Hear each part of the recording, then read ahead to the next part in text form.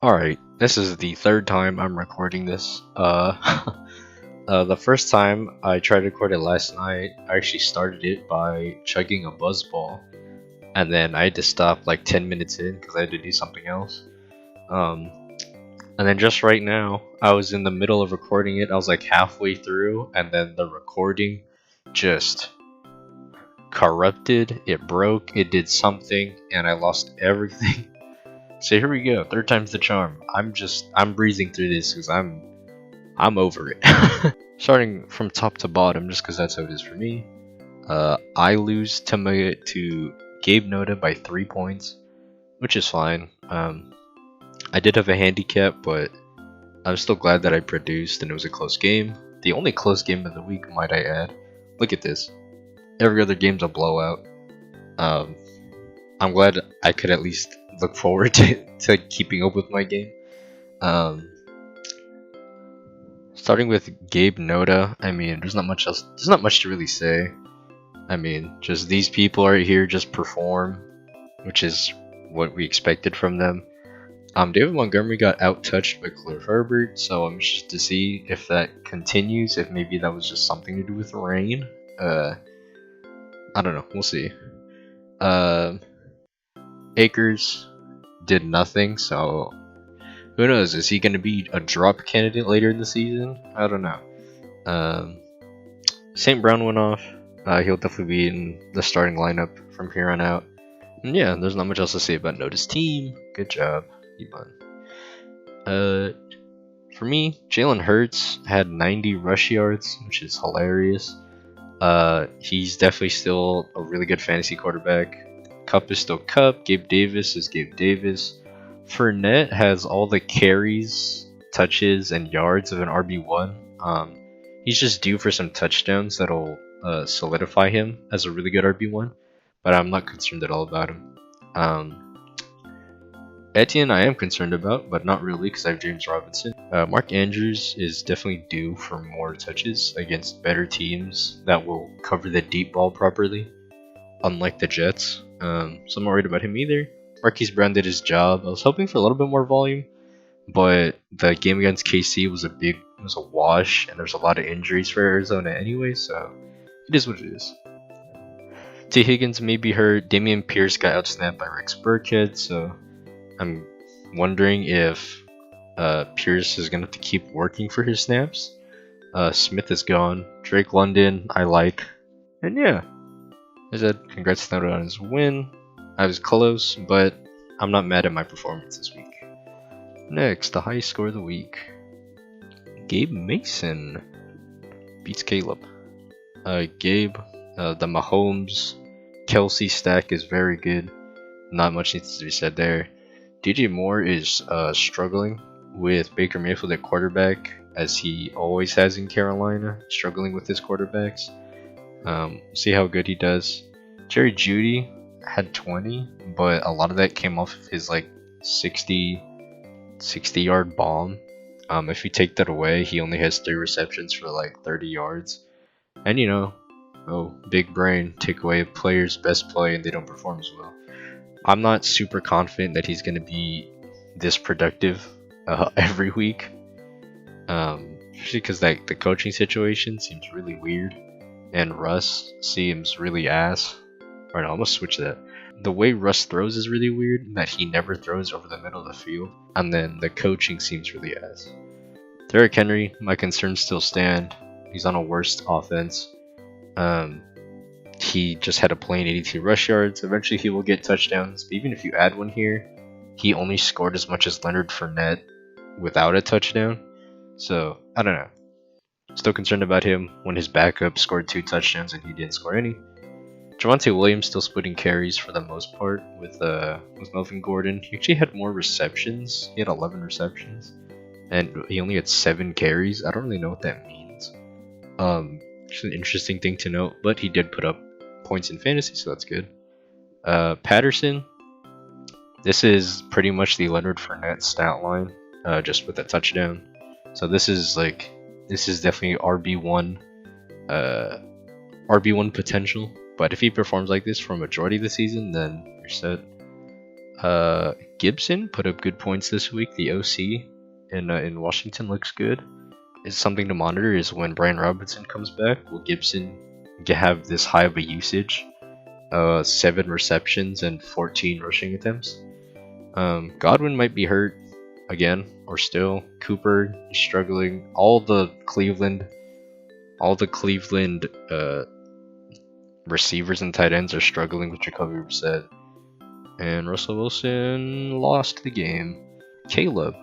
Trey Lance struggled in the rain. I'm not gonna put too much into that. He still has some chances. Tyreek Hill, he's not like the explosive deep threat he was in KC, but he's still the best receiver on the team, and he's getting a lot very high volume, so that's good. AJ Brown, obviously getting high volume. It's a travesty he went in the 6th round. It is what it is. Here he is, 25 points off of pure receptions and yards, no touchdowns. Kamara, actually, I don't know what happened here. He just didn't get as many touches as he usually does. That's definitely something to monitor. We'll see what happens with Kamara throughout the season. Yeah, I don't know if Mark Ingram's getting his touches or what, but I mean, I wouldn't be too out on him yet. Joe Mixon, I really like. He actually is really involved in the passing game, so he gets a lot of receptions.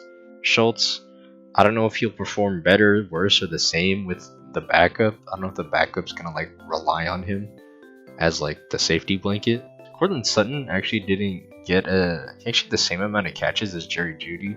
Jeudy just happened to have the big one, so who knows? Maybe in a game where Sutton catches the big one, and he'll be the one with 20 plus, and Jeudy will be the one hovering around 10 or 11. AJ Dillon is looking really good. He's getting all the goal line touches in Green Bay, and he's in the passing game. 5 receptions, 5 receptions and 10 rushing attempts.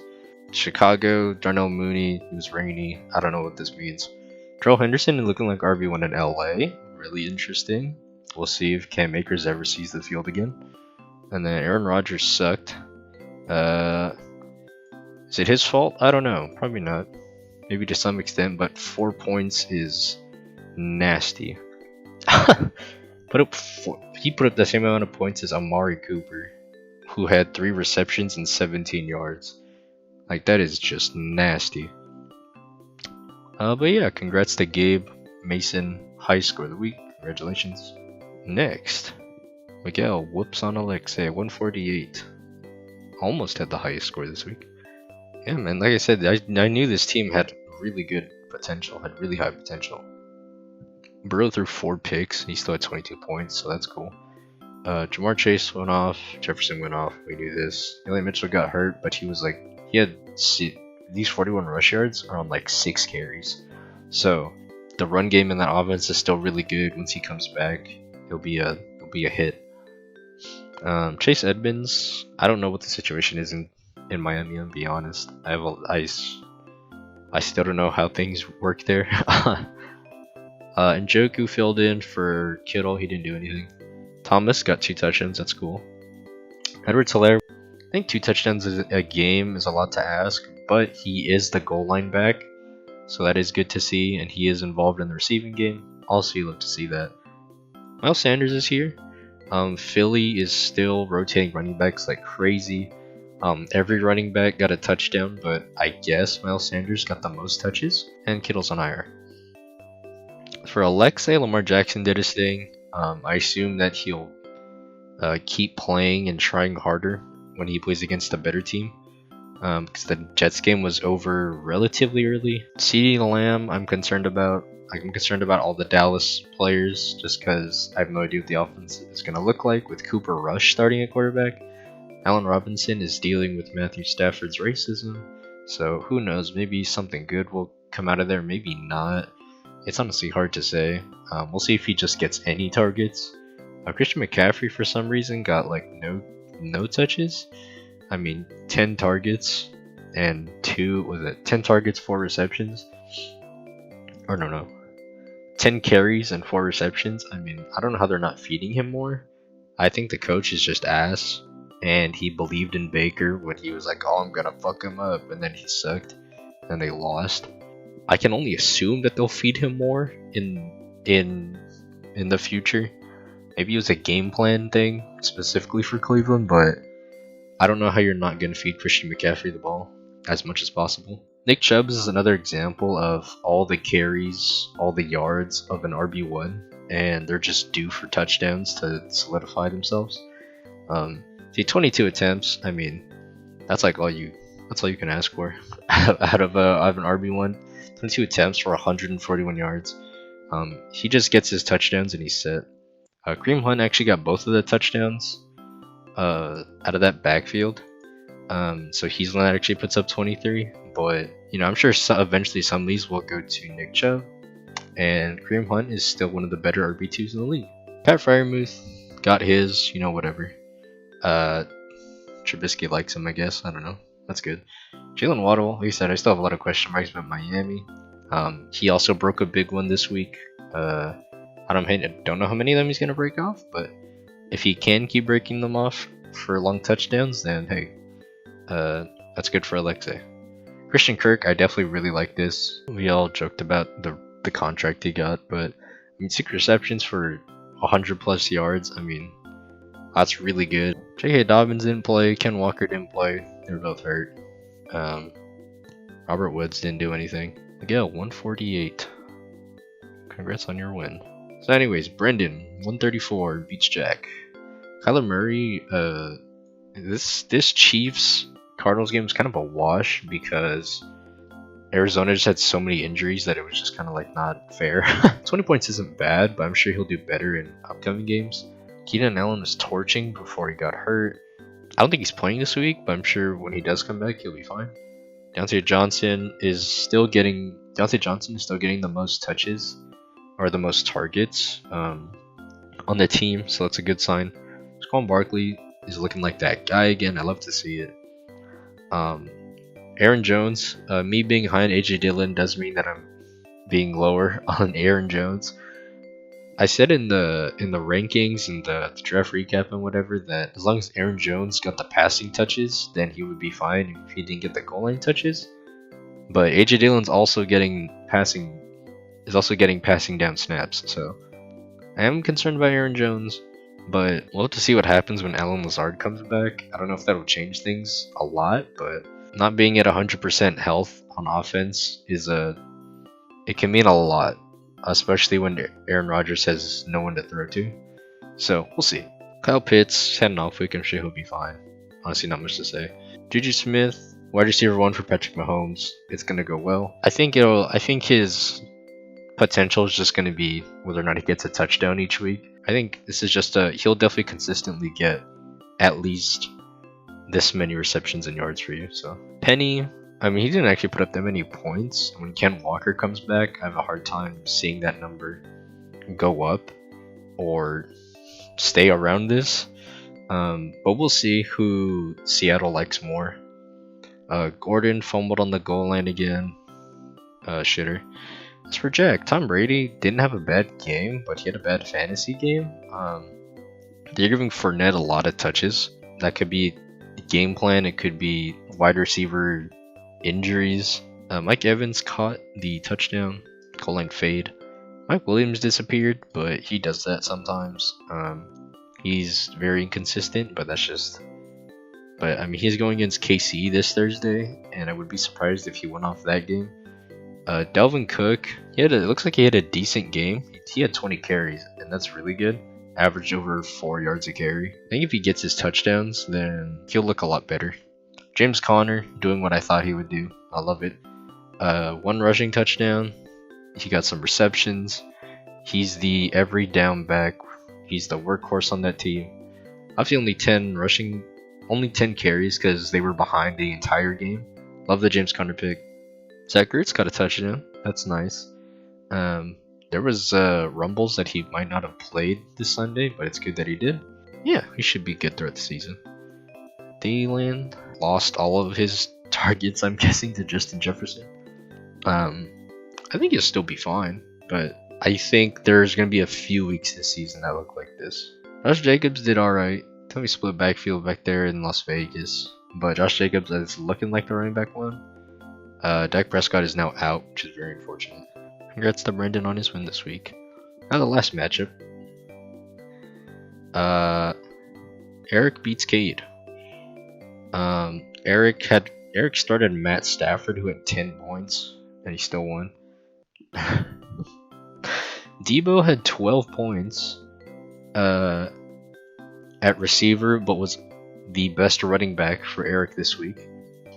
Austin Eckler, Ezekiel Elliott, the first two picks are worse running backs apparently in fantasy than Debo Samuel, your third pick, which is a wide receiver.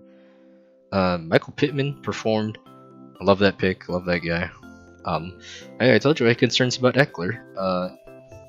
The backfield was actually a lot more split than what we're used to on that Chargers team. Zeke still ass. Darren Waller had a decent game. He should have had a touchdown, but Derek Carr's ass. Rashad Bateman, he only had 2 catches. One of them was that deep bomb. It's kind of concerning because the other receiver, Duvernay, had 2 touchdowns. I think as the season goes on, he'll still get his touches, which is okay. Our kicker had 19, which is hilarious. DK Metcalf did alright. I mean, honestly, I thought Seattle was gonna be down more, which would have meant more passing, but they were actually ahead, so that works. I think with Debo playing running back, Ayuk will have more wide receiver 1 opportunities, which is cool. Damien Harris is playing a lot of the passing down snaps, and Tim Montgomery's on IR also, so that's good for him. Yeah, Boston Scott got a touchdown. All the Philly running backs are getting goal line touches. Travis Landry had a really good game, actually. Good for him. For Cade, Herbert did his thing. 3 passing touchdowns. Terry McLaurin said the Washington offense actually looks pretty good. Terry had a touchdown. The other wide receiver, Curtis Samuel, had a really good game. Brandon Cooks had a good game. Word around the interwebs is that Davis Mills is actually not bad. So if the Houston offense isn't that bad, and then Brandon Cooks is the wide receiver 1, then that's just good for him. Najee didn't actually do much. He got hurt late in the game, so it's not even like he got injured and then he lost his opportunities. They just did not. There was no run game. 10 attempts for 23 yards. He happened to catch that 1 touchdown, which was good, but other than that, he didn't do much. He should be. I think he's gonna be good to play next week. But yeah, just looking for more production out of him. DeAndre Swift had a really good game, even though Jamal Williams had like 2 touchdowns. Really interesting. DeAndre Swift is still getting majority of the carries, but Jamal Williams is getting the goal line touches. So that's interesting to see. Hunter Henry's ass. Cole Kmet was already dropped, as I told you. And you know what he did? He put up 0. I told you he was ass. And Hunter Henry also did nothing, but it's fine. Hunter Renfrow did nothing because Chargers are better. And Derek Carr's ass. Michael Carter outtouched Breece Hall. They both got a lot of receptions, which is hilarious. 7 receptions, 6 receptions. I don't know what's even happening there. Yeah, Michael Carter is looking like he's going to be getting the ball more than Breece Hall. I don't know if it's going to keep happening throughout the season. But yeah, congrats to Eric. You actually won this week. Good job. I think Miguel last year averaged around 140 something. He got first. So if I can keep putting up 140, I'm bound to get some wins. Yeah. For the week 2 preview, I guess, while I'm here. What we got? I'm going against Brendan, who ironically is the player that I had second in rankings. I'm just going in order. We got Gabe Mason up against Jack, Miguel up against Caleb, Cade against Alexei, and then Eric against Noda. I don't know why I'm blanking so hard. It's weird looking at it like this for some reason. Yeah, here's our standings.